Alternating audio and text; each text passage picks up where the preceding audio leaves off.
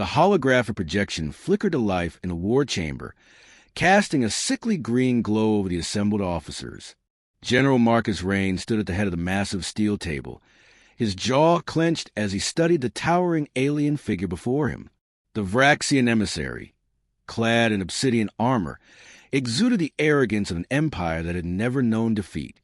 The voice that followed was deep and guttural, translated by Earth's AI systems. Humans, the emissary spat, as if the word itself was filth in his mouth. The Vraxian Dominion does not negotiate with primitives. You will kneel or you will burn. Murmurs spread through the chamber. Some officers exchanged glances, others clenched fists. But Raines remained still. He had faced war before, seen enemies who thought themselves invincible. You assume we will surrender, Raines said, his voice controlled. You assume wrong. The Vraxian emissary let out a rasping chuckle. Your kind is confined to one planet, a fragile world, vulnerable and exposed. We have crushed empires that span galaxies. You're insects standing before a storm. The projection shifted, revealing a fleet of warships in high orbit, blotting out sections of the night sky.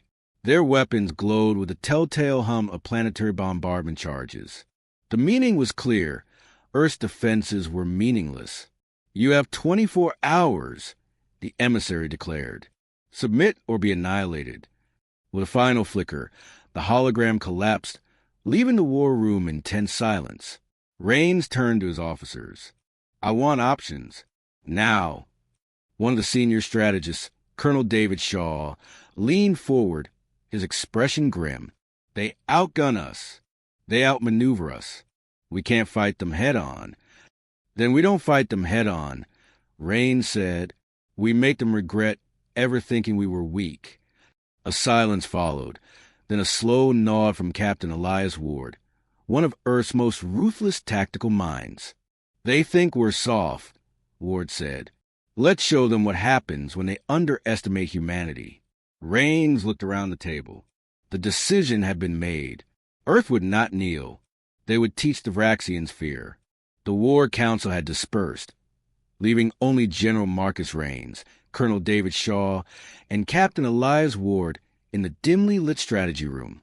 A holographic map of the solar system hovered before them. Earth at the center, and beyond it, the looming shadow of the Vraxian fleet. It was a force designed for overwhelming, brute force conquest, something the Dominion had done countless times before, but never against humans. We don't have the firepower to meet them in open battle, Shaw said, arms crossed. They'll hammer Earth into dust before we can even scratch their shields. We don't need firepower, Raines replied. We need precision. We need terror. Ward leaned forward, a cruel smile tugging at the corner of his lips. You're thinking asymmetrical warfare. Raines nodded. They see us as weak, as animals to be subjugated. We'll make them see something else. We'll make them see monsters. Shaw exhaled sharply. You're suggesting psychological warfare. I'm suggesting we stop playing by their rules. Raines said, they want to dominate us? Let's make them regret ever setting foot in our system. Ward pulled up a tactical overlay of the Vraxian fleet formation. They rely on overwhelming force, but their command structure is centralized. The Dominion is built on the illusion of invincibility. If we shatter that illusion, their discipline will crumble. Shaw frowned. Even if we do that, we need a way to hit them hard. Raines tapped a command into the interface. A new display flickered to life, a classified weapons development program long, kept under wraps. Project Revenant. Shaw's eyes widened. This was mothballed years ago. Ward whistled. I thought we weren't crazy enough to actually build it. We built it, Raines said, his voice firm, and now it's time to use it. Hours later, the first strike, the Vraxian fleet loomed in low orbit, a vast network of dreadnoughts and battlecruisers casting dark shadows over Earth's surface. From a command bridge of the Dominion flagship, High Warlord Zorvac watched impassively as his officers relayed reports. No resistance detected, one of his subordinates reported. Human planetary defenses are inactive. They are not even scrambling fighters. Zorvak sneered. They cower, as expected. Then, without warning, the lights on the bridge flickered. The holographic displays glitched.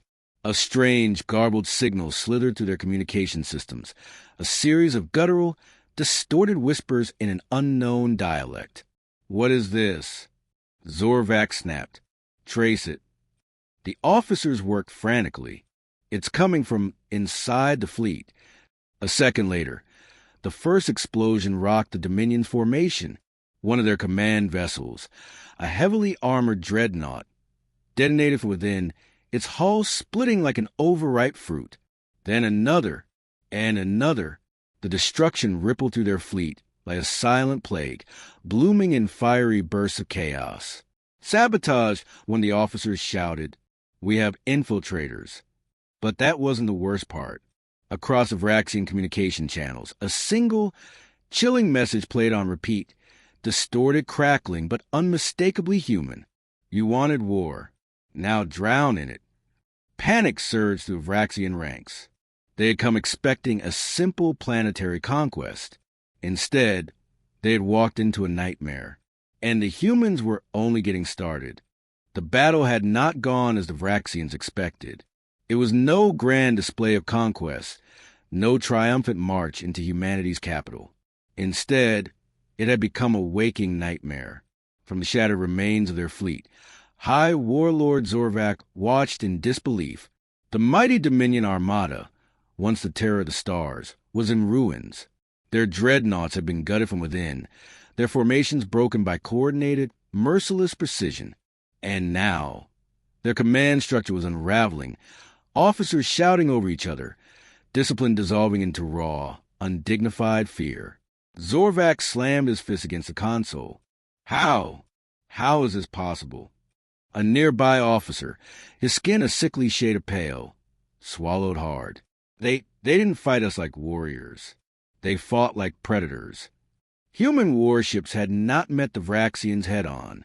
Instead, they had struck from the shadows, deploying stealthcraft that infiltrated Dominion vessels, planting charges, and disabling entire squadrons before slipping away unseen.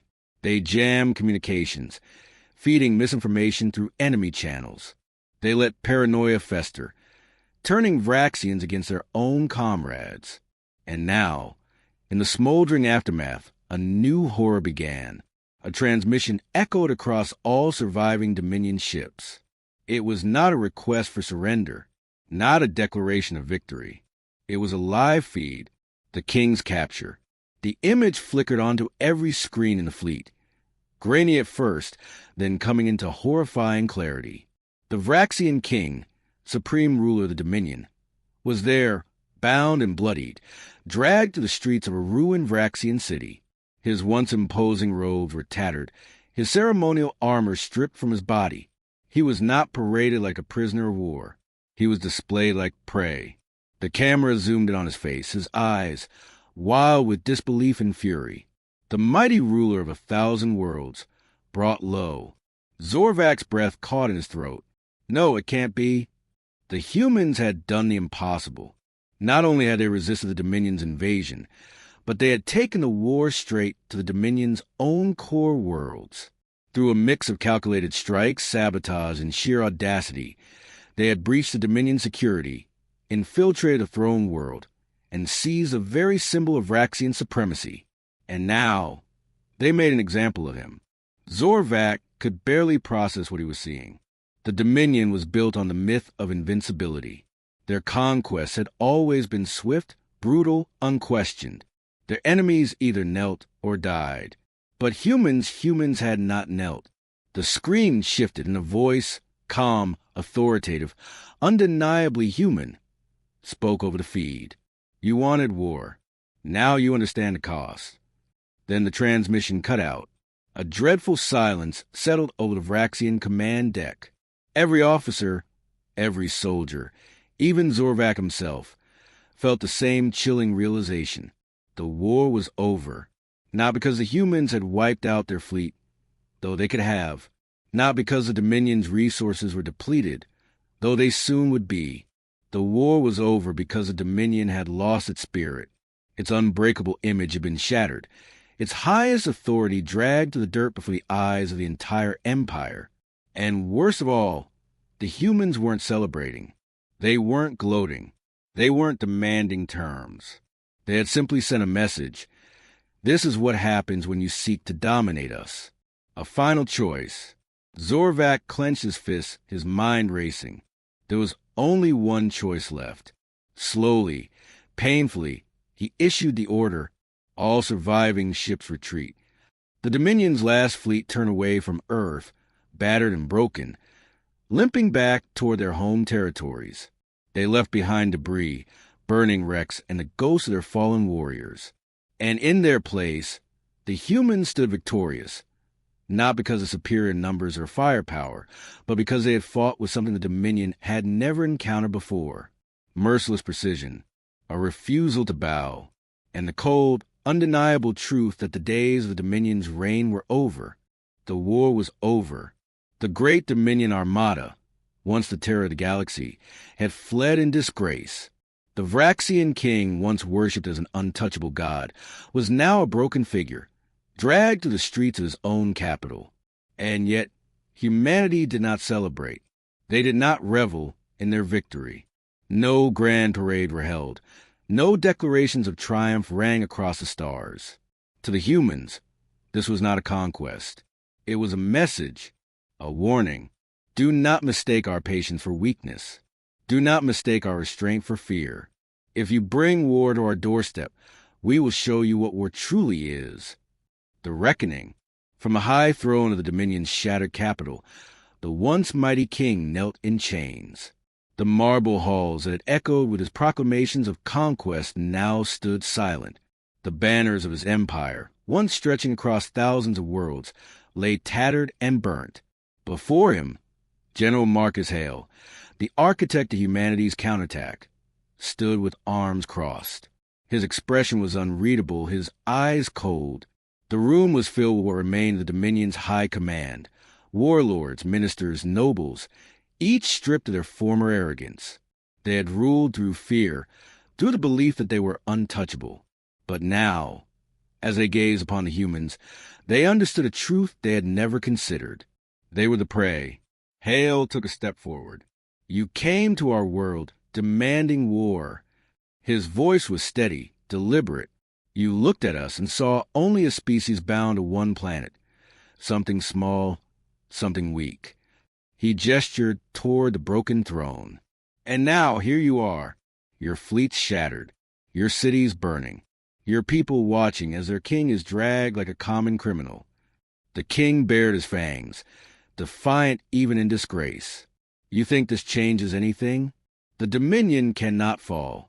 The moment you leave, we will rise again. Hale studied him, then spoke, slowly, clearly. No, you won't. He turned to a human officer who nodded. A moment later, the massive doors of the throne room swung open, and the world outside erupted into sound. The end of the Dominion. The streets were filled with Vraxians, citizens, soldiers, slaves, nobles, all watching in stunned silence as human troops moved through the city, not as conquerors, not as tyrants, but as something far worse. They were enforcers of consequence. The Dominion had ruled through absolute power, through fear and oppression. But humans fought wars differently. They didn't just defeat their enemies. They broke them, dismantled their myths, turned their symbols of strength into emblems of ruin. Hale looked down at the kneeling king. The Dominion isn't falling because of us. He gestured toward the streets. It's falling because your own people have seen the truth. The king's eyes darted to the city beyond, to the faces of his people, once filled with unquestioning loyalty, now clouded with something else: doubt. The Vraxians had always believed they were superior, that their empire was eternal. That war was simply the means by which they reaffirmed their place at the top. But humans had not just defeated them. Humans had proven that everything they believed was a lie. The king roared, straining against his bindings. I will not kneel to you. I will not beg. Hale tilted his head.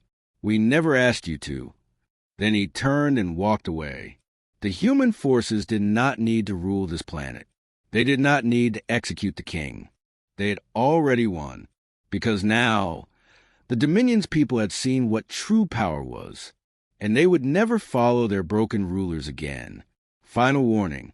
As human fleets withdrew from the Dominion's throne world, leaving behind only ruins and the weight of their message, Hale sent one final transmission across the galaxy. It was simple. Let this be the last time any of you make the mistake of thinking humanity is weak. And with that, they vanished into the void. The war was over, and an empire that had stood for millennia was no more.